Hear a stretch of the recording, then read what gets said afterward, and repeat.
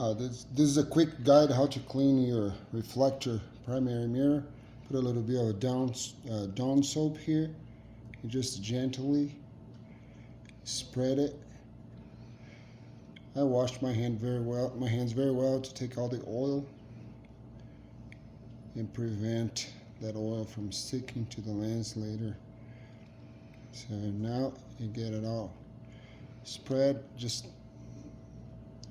leave the weight of the cotton. This is a little makeup kind of a cotton pad. So you just spread over the mirror without putting any pressure. Just go circular. Okay. All right, and that should be more than enough. You don't need. You can remove the mirror from the clips, but I don't see a need in my case to do that. So you got distilled water.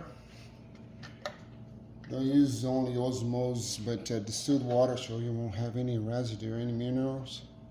Just drop it, dump it, and you see there's some water there. So spreading it, even the water will clean the droplets pretty well, as you can see. And distilled water kind of takes the droplets away.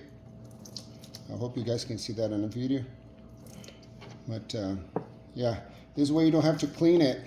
Wipe the droplets. There's a little bit here.